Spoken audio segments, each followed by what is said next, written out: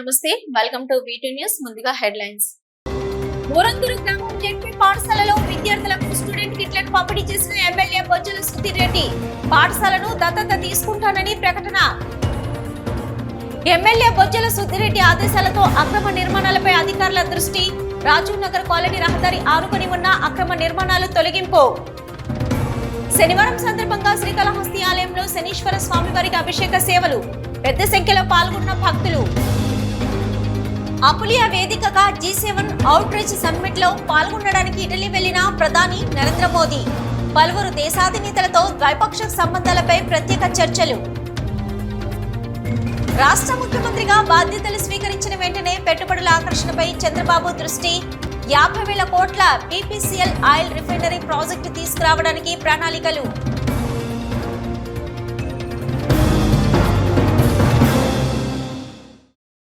శ్రీకాళహస్తి మండలం ఊరందూరు గ్రామంలోని జిల్లా పరిషత్ ఉన్నత పాఠశాలలో ఎమ్మెల్యే బొజ్జల సుధీర్ రెడ్డి విద్యార్థులకు స్టూడెంట్ కిట్ పంపిణీ కార్యక్రమంలో పాల్గొన్నారు.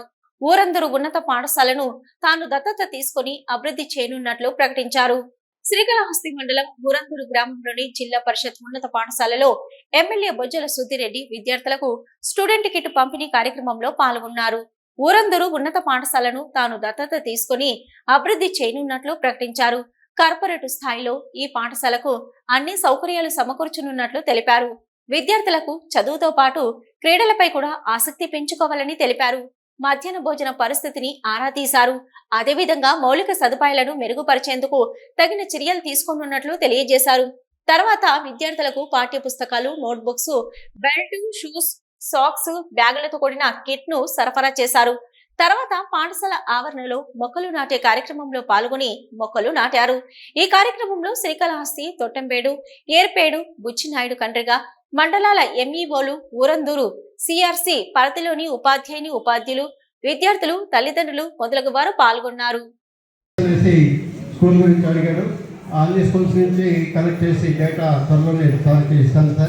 తర్వాత ఈరోజు మన కాన్స్టిట్యున్సీ మండల విద్యాశాఖ అధికారులు అందరూ కూడా సార్ని కలిసి ఒకసారి మాట్లాడి ఇంట్రాక్ట్ అవుదామనేసి చేస్తున్నారు. ఈ సమావేశం తర్వాత ఒక 2 నిమిషాలు సార్లు స్పెండ్ చేస్తారనేసి అనుకుంటున్నాము. ఇప్పుడు కిట్స్ డిస్ట్రిబ్యూషన్కి విద్యార్థులు ఇప్పుడు శ్రీకాళహస్తి నియోజకవర్గంలో అక్రమ నిర్మాణాలను తొలగించాలన్న ఎమ్మెల్యే బొజ్జల సుధీర్ రెడ్డి ఆదేశాలను అధికారులు అమలు చేస్తున్నారు. ఇందులో భాగంగా తొట్టంబేడు మండల రాజీవ్ నగర్ కాలనీ ప్రధాన రహదారి పక్కన అక్రమ నిర్మాణాలను రెవెన్యూ, మున్సిపాలిటీ అధికారులు, పోలీస్ శాఖ సిబ్బంది పర్యవేక్షణలో తొలగించారు. శ్రీకాళహస్తి నియోజకవర్గంలోని అక్రమ నిర్మాణాల తొలగింపు ప్రక్రియ ప్రారంభమైంది. ఎమ్మెల్యే బొజ్జల సుధీర్ రెడ్డి ఆదేశాల మేరకు తొట్టంబేడు మండలం పరిధిలోని రాజీవ్ నగర్ కాలనీలో కొందరు భూ కబ్జాదారులు ప్రధాన రహదారికి ఆనుకుని అక్రమంగా నిర్మాణాలు చేపట్టారు. అక్రమ నిర్మాణాలను రెవెన్యూ, మున్సిపాలిటీ అధికారులు, పోలీస్ శాఖ సిబ్బంది పర్యవేక్షణలో తొలగించారు.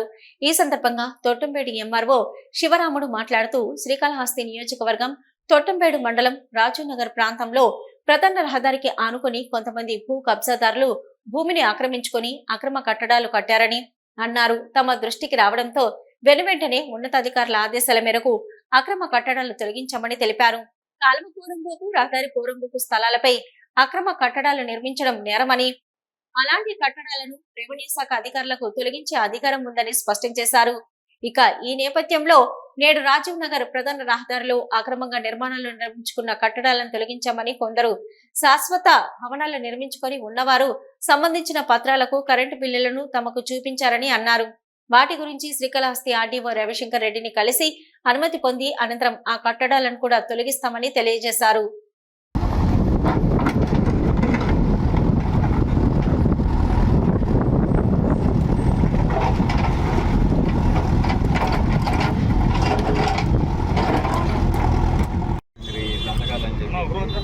ఇది పెట్టుకొని కనీసం VRO చెప్పుకోకుండా మీ పాటికి మీరు కట్టుకుంటూ పోయినారు. ఎలక్షన్ టైం అని చెప్పేసి అదే ఎలక్షన్ టైం అని చెప్పి మీ పాటికి మీరు కట్టుకుంటూ పోయినారు. ఇప్పుడు సమస్య ఏంది? ఇప్పుడు మీరే కదా బాధ్యత వహించాలి దానికి. కనీసం చెప్పిండారా ఎవరికన్నా అధికారులకి చేస్తామని చెప్పి పట్టా అని ఎట్లా చెప్తావా నువ్వు?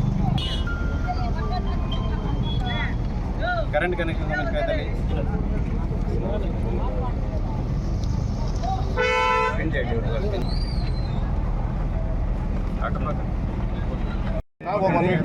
ఈ బిల్డింగ్ దీని పక్కనే సార్ వరుసగా 4 రోజులు. ఇప్పుడు వీళ్ళు లేరు, మేమేమో మాట్లాడాల్సిన పల్లె వాళ్ళు మాకు బుద్ధి కాబట్టి మేము ఓన్లీ 1 వీక్ టైం ఇవ్వండి సార్ మాకు చాలు. దాని మించి అవసరం 1 వీక్ టైం ఇస్తే మేము దాన్ని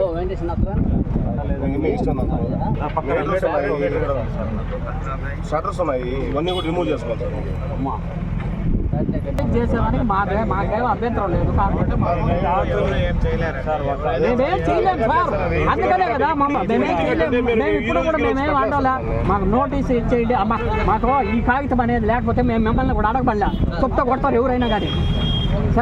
జరుగుతాం సార్. ఈ రోజు పొలిటికల్ దాన్ని తీసుకొచ్చి కూడా కరెక్ట్ కాదు సార్. మాకు కొంచెం టైం అనేది ఇవ్వండి సార్, ఖచ్చితంగా టైం ఇవ్వండి. కొట్టడానికి మేము అబ్జెక్షన్ లేదు, మేము అదే పవర్ ఉంది, డాక్యుమెంట్ ఉన్నాయి, అన్నీ ఉన్నాయి, కొద్ది టైం ఇవ్వండి.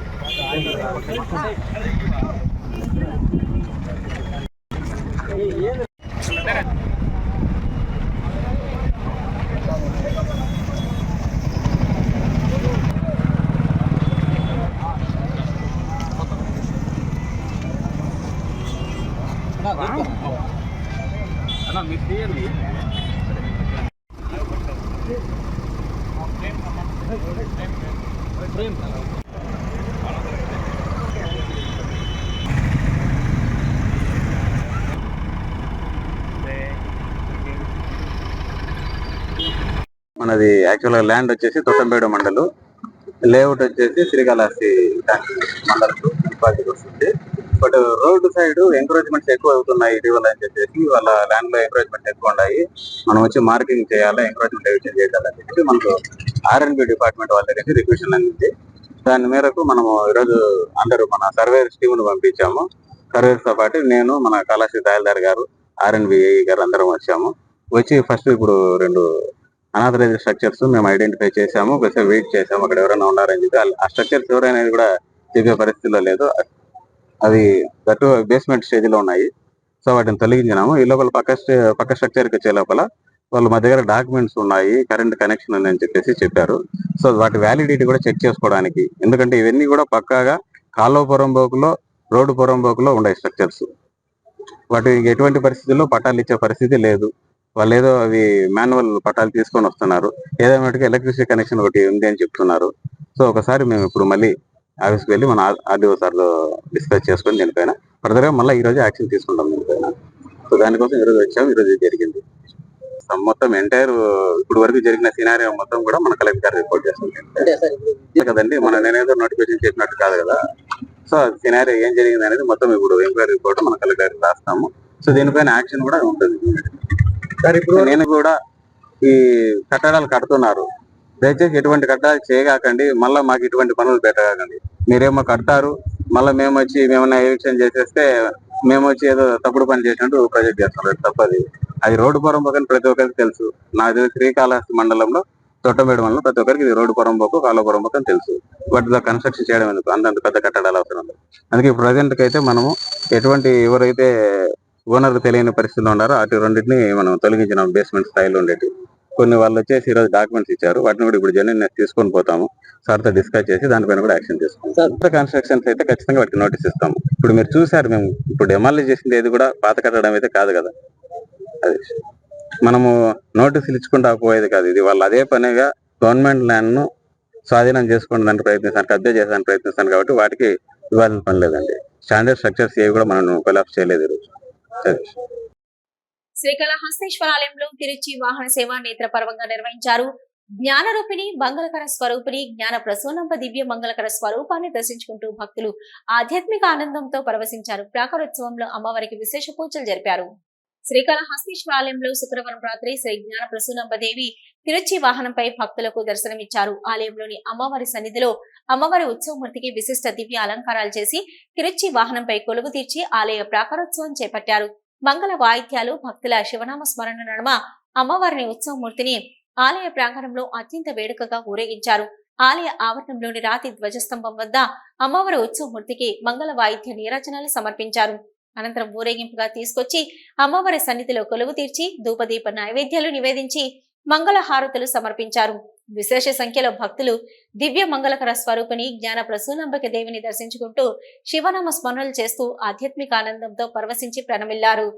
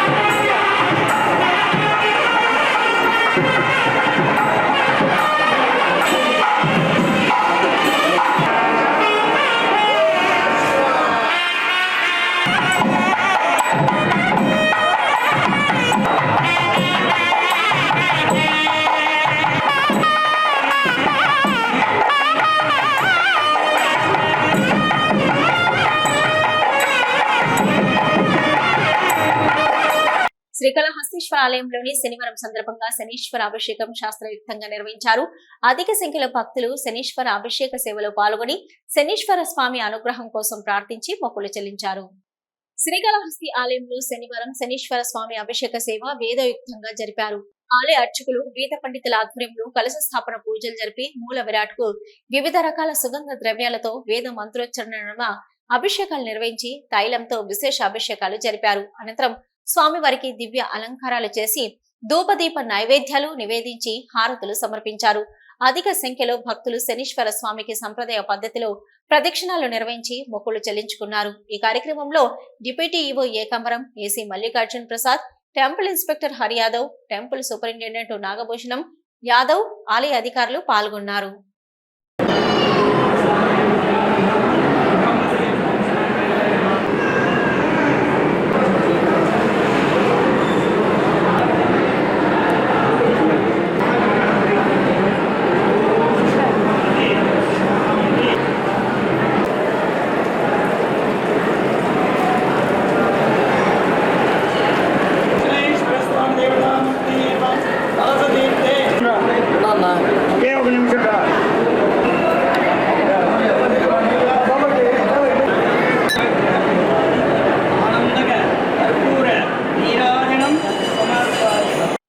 జిఎంఆర్ గ్రూప్స్ అధినేత బొమ్మిడాల శ్రీనివాస్ కుటుంబ సభ్యులతో శ్రీకాళహస్తీశ్వర స్వామి వారిని దర్శించుకున్నారు. దర్శనం అనంతరం శ్రీ మృత్యుంజయ స్వామి సన్నిధానం వద్ద దేవస్థాన అధికారులు జిఎంఆర్ గ్రూప్స్ సంస్థ అధినేతను శేషవస్త్రంతో సత్కరించి శ్రీ జ్ఞాన ప్రసూనాంబిక సమేత శ్రీకాళహస్తీశ్వర స్వామివారి చిత్రపటాన్ని తీర్థ ప్రసాదాన్ని అందజేశారు. ఈ సందర్భంగా నిత్యం జరుగుతున్న అన్నదాన ప్రసాదానికి 66,664 రూపాయలను విరాళంగా అందజేశారు.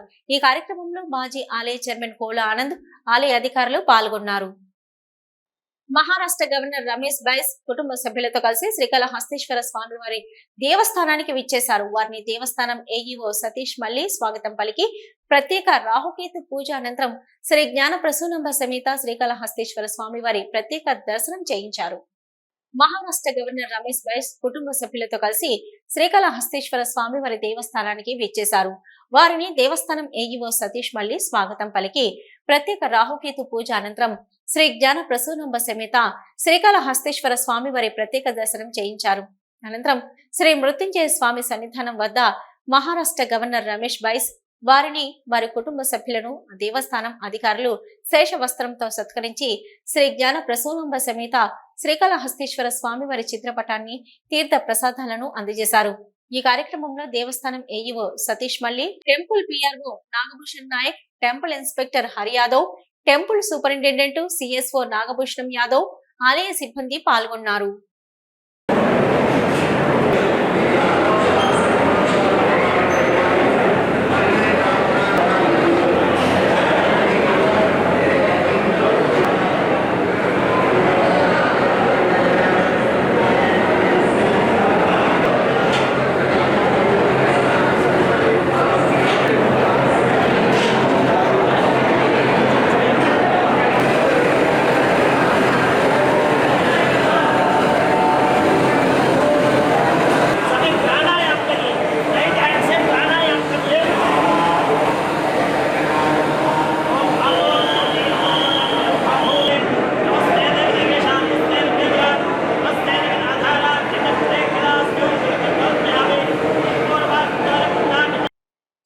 జిల్లా పొంగునూరు పట్టణంలో మాజీ మంత్రి స్థానిక ఎమ్మెల్యే పెద్దిరెడ్డి రామచంద్రారెడ్డి పర్యటన సందర్భంగా టీడీపీ నేతలు ధర్నా రాస్తారోకో నిర్వహించారు. గతంలో టీడీపీ నాయకులపై సుమారు 350 మందిపై కేసులు నమోదు చేసిన వాళ్లు ఈ రోజు పెద్దిరెడ్డిని పొంగనూరులో అడ్డుకున్నారు. పొంగనూరు గోకుల్ సర్కిల్ నుంచి మూడప్ప సర్కిల్ వరకు ర్యాలీగా వెళ్లి అక్కడ ధర్నా నిర్వహించారు. ఈ కార్యక్రమంలో టీడీపీ నేతలు మరియు జనసేన నేతలు కార్యకర్తలు పాల్గొన్నారు. మాజీ మంత్రి ప్రస్తుత ఎమ్మెల్యే పెద్దిరెడ్డి రామచంద్రారెడ్డి పర్యటన సందర్భంగా పొంగనూరు పట్టణంలో ఉద్రిక్తత చోటు చేసుకుంది. పెద్దిరెడ్డి పొంగనూరులో పర్యటించకూడదంటూ పెద్ద ఎత్తున టీడీపీ జనసేన నేతలు కార్యకర్తలు రోడ్డు మీద బైఠాయించి ధర్నాకు దిగారు. పెద్దిరెడ్డి గో బ్యాక్ అంటూ నినాదాలు చేశారు. ఈ సందర్భంగా స్థానిక వైసీపీ నేత వెంకటరెడ్డి యాదవ్ ఇంటిపై రాళ్లతో దాడికి దిగారు. గతంలో టీడీపీ నాయకులపై సుమారు 500 మందిపై కేసులు నమోదు చేసి ఇబ్బందులకు పెట్టారని ఆరోపించారు. ఈ మేరకు పొంగనూరు గోకుల్ సర్కిల్ నుంచి మూడప్ప సర్కిల్ వరకు ర్యాలీగా వెళ్లి అక్కడ ధర్నా నిర్వహించారు. ఇదిలా ఉండగా తనను హత్య చేయడం లక్ష్యంగా దాడికి పాల్పడిన వారిపై చట్ట ప్రకారం చర్యలు తీసుకోవాలని వైసీపీ నేత పీకేఎం మాజీ చైర్మన్ వెంకటరెడ్డి యాదవ్ పోలీసులకు ఫిర్యాదు చేశారు. ఈ పరిణామాల నేపథ్యంలో పెద్దిరెడ్డి రామచంద్రారెడ్డి పొంగనూరు వెళ్లకుండా తిరుపతిలోని ఆయన నివాసంలోనే ఉండిపోయారు. తిరుపతి నియోజకవర్గ తెలుగుదేశం పార్టీ ఇన్ఛార్జి మాజీ ఎమ్మెల్యే సుగుణమ్మ తిరుపతిలోని 38 వార్డు సింగలగుంటలో పర్యటించారు. స్థానిక వార్డు సచివాలయంను సందర్శించారు. కూటమి ఘన విజయం సాధించడంతో అందరికీ స్వీట్స్ ఫ్రూట్స్ పంచారు. ఈ కార్యక్రమంలో నగర అధ్యక్షులు చిన్నబాబు, బుల్లెట్ రమణ గారు, మన్యం శ్రీనివాసులు తదితర నేతలు కార్యకర్తలు పాల్గొన్నారు.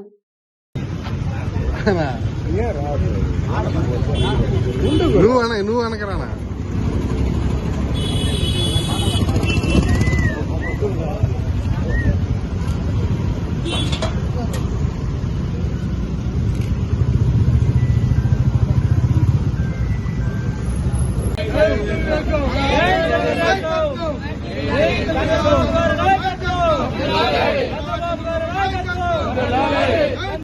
తిరుమల శ్రీవారిని కేంద్ర భారీ పరిశ్రమల శాఖ మంత్రి హెచ్డి కుమారస్వామి దర్శించుకున్నారు. శనివారం వేకువజామున సుప్రభాత సేవలో కుటుంబ సభ్యులతో కలిసి స్వామివారి సేవలో పాల్గొని మొక్కులు సమర్పించుకున్నారు.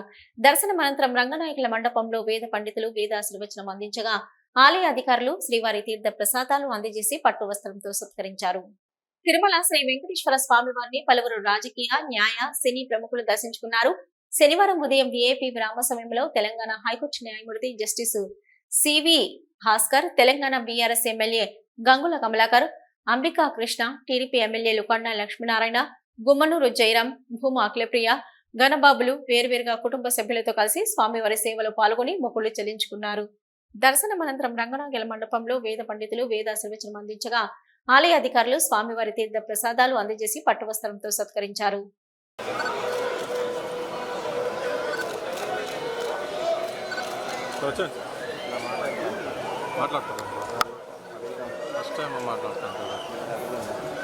వినోద్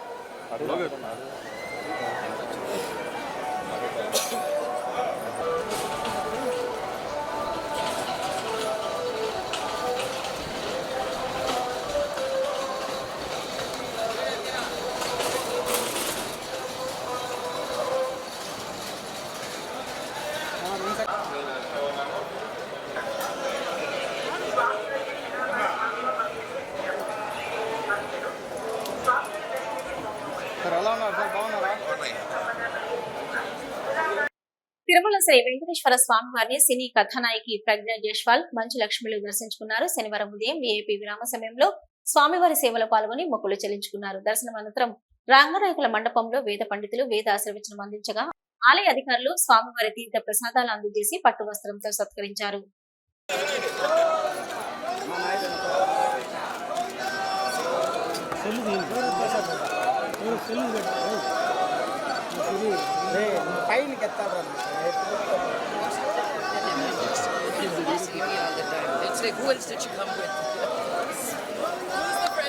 తిరుమల శ్రీ వెంకటేశ్వర స్వామి వారిని సినీ కథానాయకుడు సాయిధరం తేజ్ దర్శించుకున్నారు.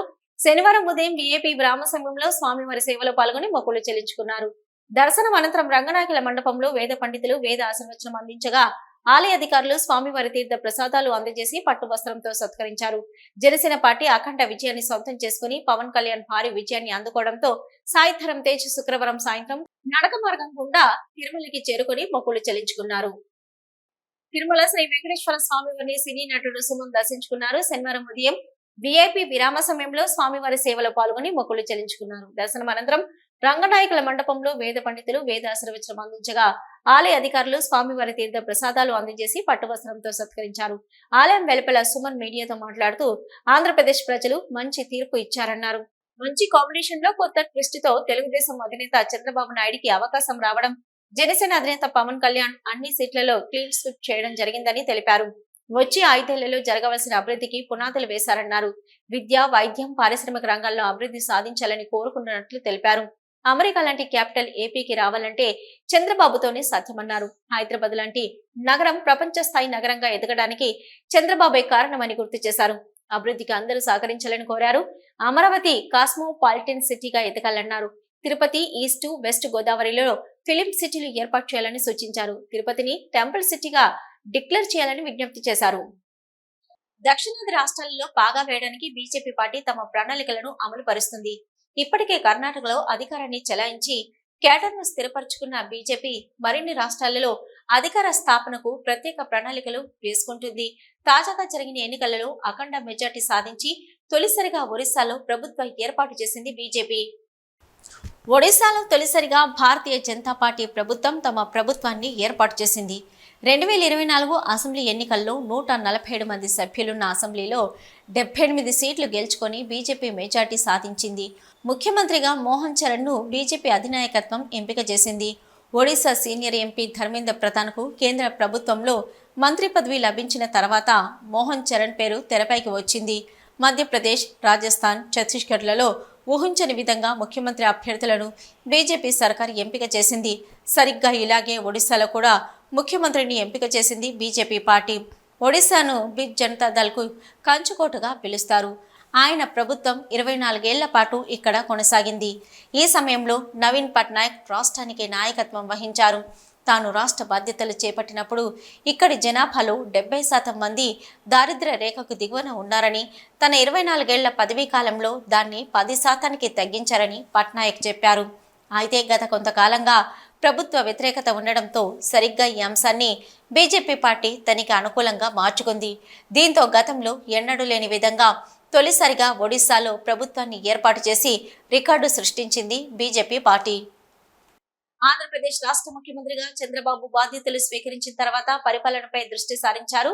ముఖ్యంగా గత 5 ఏళ్ల కాలంగా నూతన పరిశ్రమలు ఏమీ రాష్ట్రానికి రాకపోవడంతో ఆర్థికంగా వెనుకబడినట్లు ప్రభుత్వం భావిస్తుంది.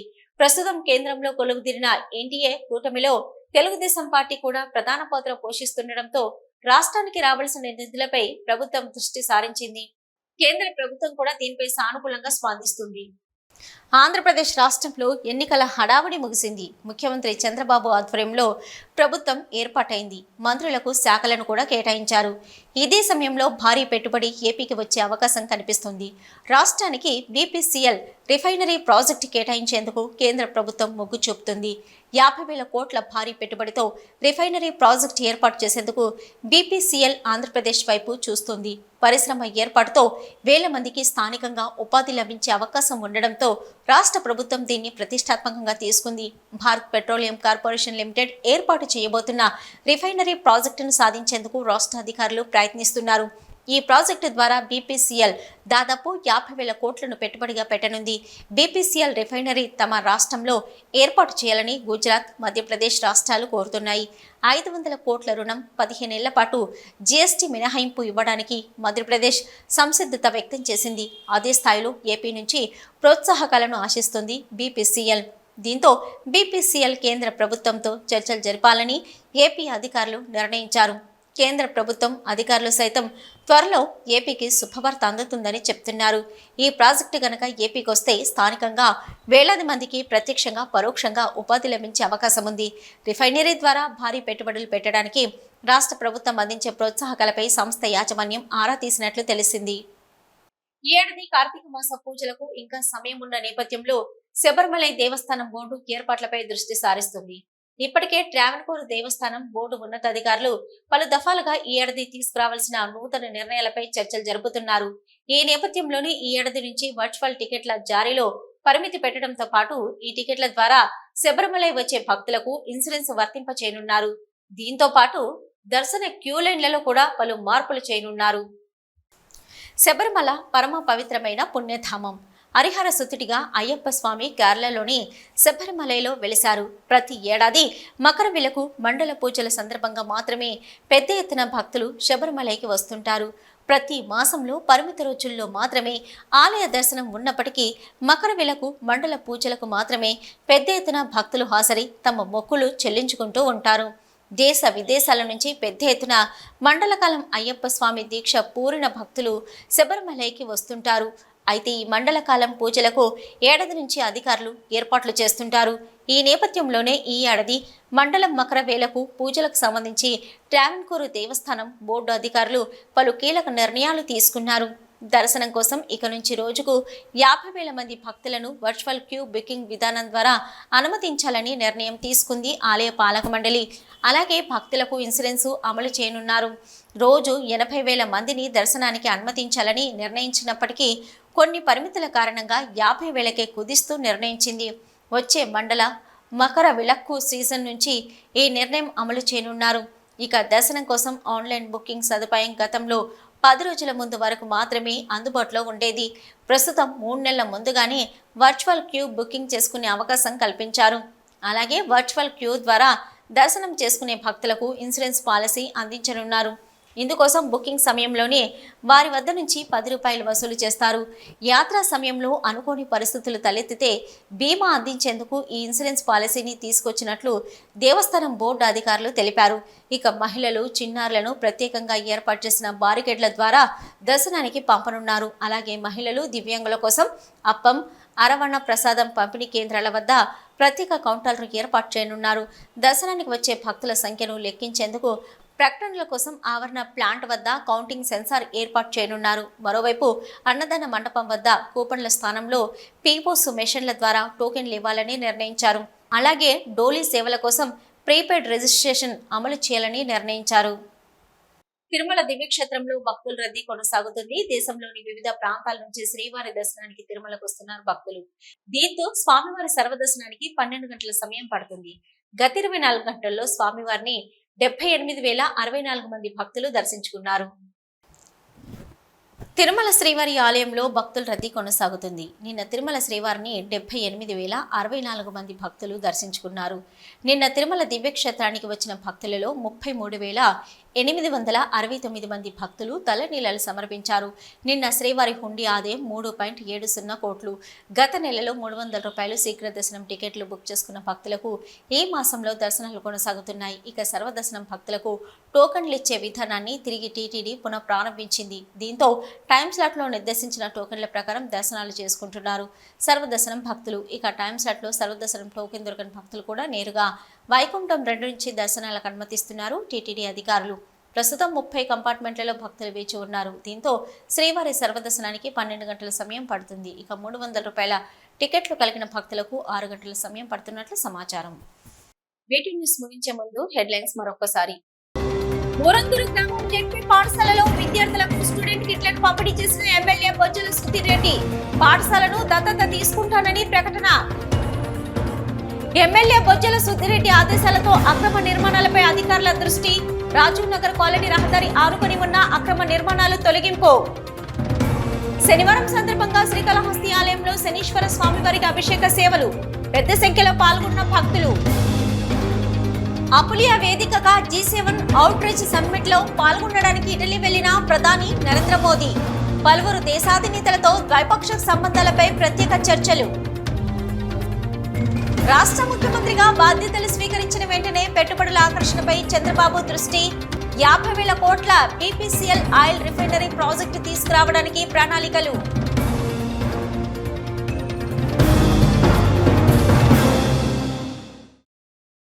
ఇవి ప్రవర్తన వీటి న్యూస్. నమస్తే.